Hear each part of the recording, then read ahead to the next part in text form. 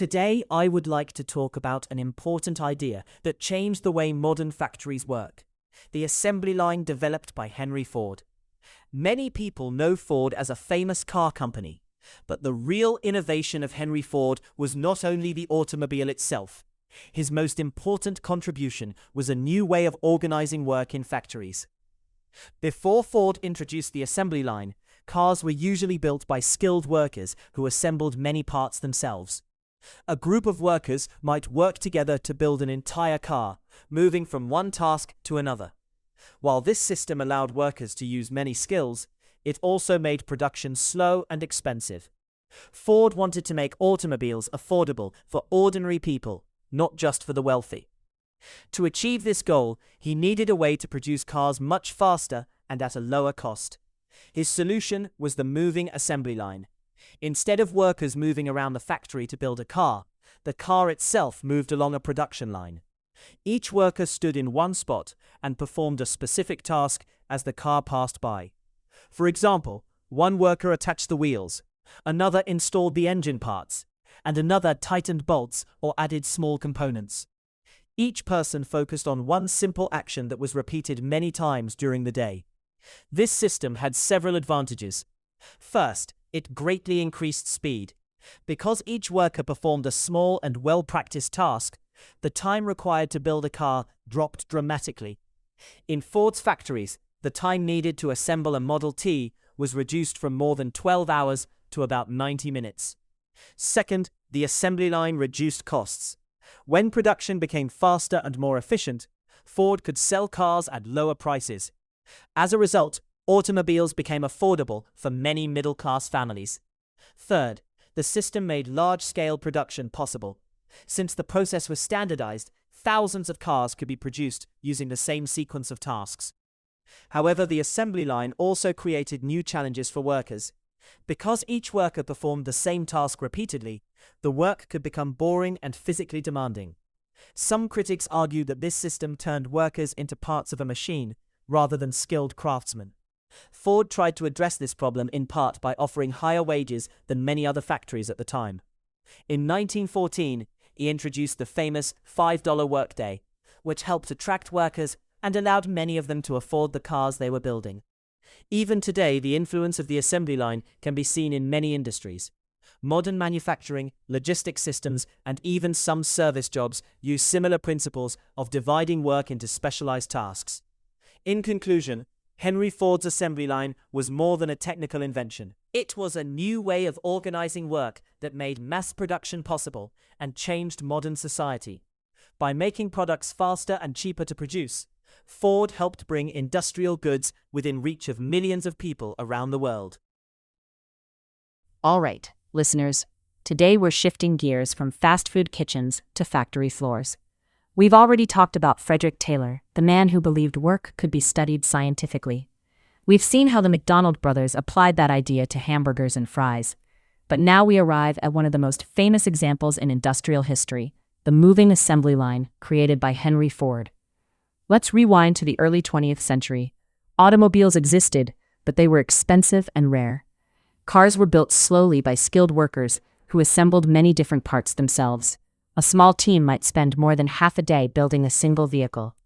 Henry Ford looked at this process and asked a simple question: what if building a car worked more like a flowing system than a craft project? Instead of workers walking around the factory assembling a car piece by piece, Ford imagined something different. What if the car moved and the workers stayed in place? That idea became the moving assembly line. Picture the scene. A long line runs through the factory. The frame of a car moves slowly along the track. At each station, a worker performs one specific task. One installs the wheels, another attaches engine components, another tightens bolts, another adds the seats. Each person repeats the same action again and again. If this rhythm sounds mechanical, that's because it is. The factory becomes a kind of human machine, each worker performing one precise movement in a carefully timed sequence. But the impact was astonishing. Before the assembly line, building a Model T automobile took more than 12 hours. After Ford introduced the moving line, the time dropped to about 90 minutes. 90 minutes. That kind of speed changed everything. Cars that were once luxury items became affordable to ordinary families. By lowering production costs, Ford helped turn the automobile from a rich person's toy into a tool for everyday life. And yet there was a problem. The work itself was exhausting. Standing in the same place, repeating the same motion all day long, workers quickly became tired and bored. Many employees quit after only a short time. The turnover rate in Ford's factories became extremely high. Ford realized that if the system was going to work, the workers themselves had to stay. So in 1914, he made a radical decision. Ford announced that his company would pay workers $5 a day, which was roughly double the typical wage at the time. Suddenly, thousands of people wanted to work at Ford's factories. But that wasn't the only change. Over time, Ford also supported shorter working hours. Instead of extremely long workdays that were common in early industrial factories, the company gradually moved toward the idea that workers should have more time away from the production line. This thinking contributed to a broader shift in industrial society, the idea that workers should have 2 days off each week. The logic was surprisingly practical. Workers needed rest. Tired workers were less productive. But there was another reason too. Workers with free time became consumers. They had time to travel, shop, and enjoy leisure activities, and many of them bought the very cars they helped produce. In other words, the system created a loop. Factories produced goods efficiently, workers earned wages, and those workers became customers in the growing consumer economy. So when we look at the assembly line today, we see more than a manufacturing technique. We see a system that reshaped modern life. It changed how factories worked. It changed how products were priced. It even influenced how society thinks about work and rest. The rhythm of the assembly line didn't just produce cars. It helped create the modern world of mass production, consumer culture, and the weekend. So the next time you hear the phrase 9 to 5, or enjoy a weekend off, remember this. Part of that rhythm traces back to the factory floors of Henry Ford. Behind the moving line of machines and workers was a powerful idea. Design the process, divide the tasks, keep the system moving, and sometimes give the workers a break, because the system runs better when people do.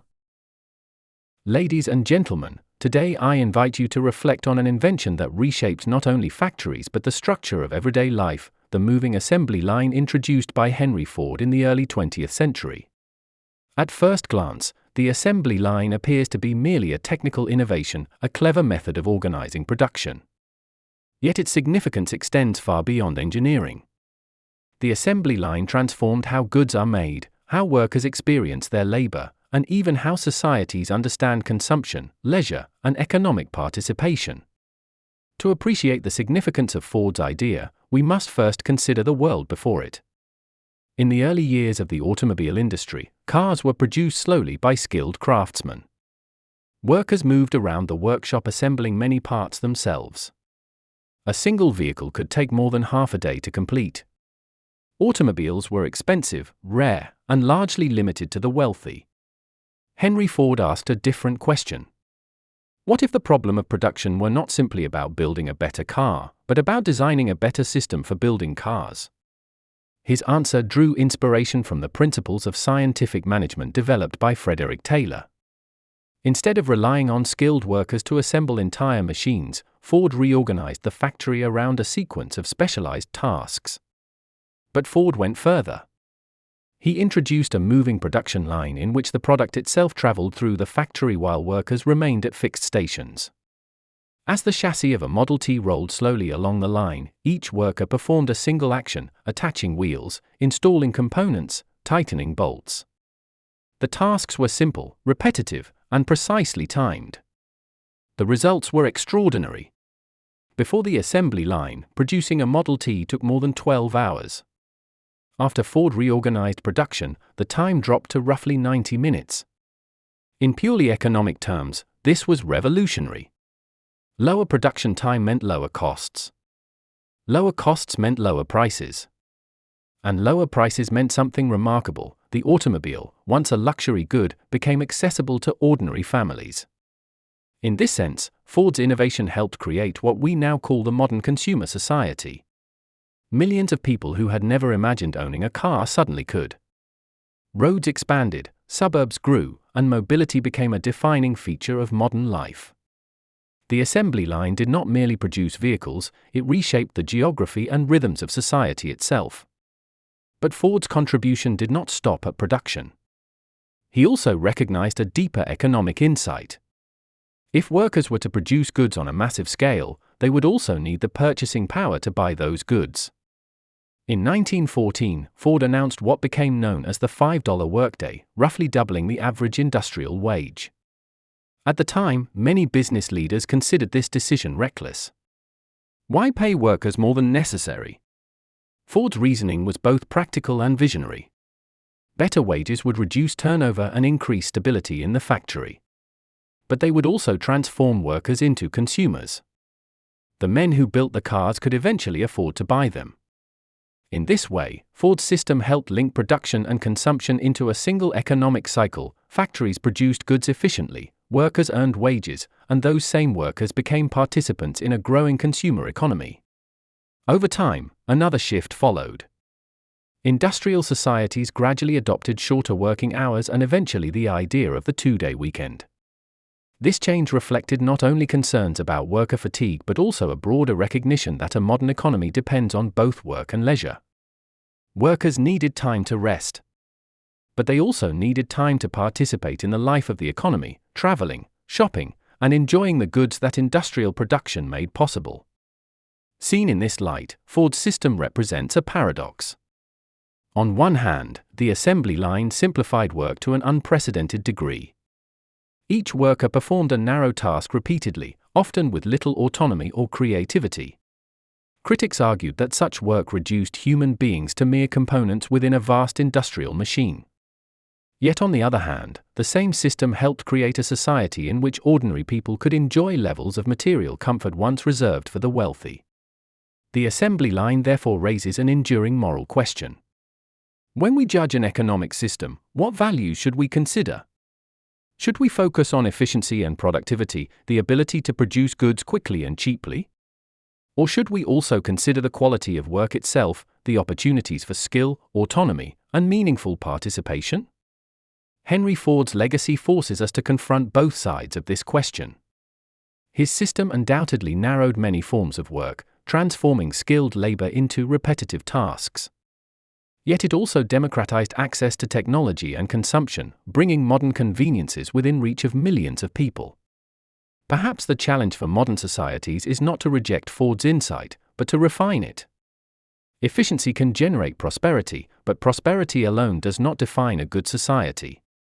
The deeper task is to design economic systems that combine productivity with human dignity, innovation with fairness, and material abundance with meaningful work.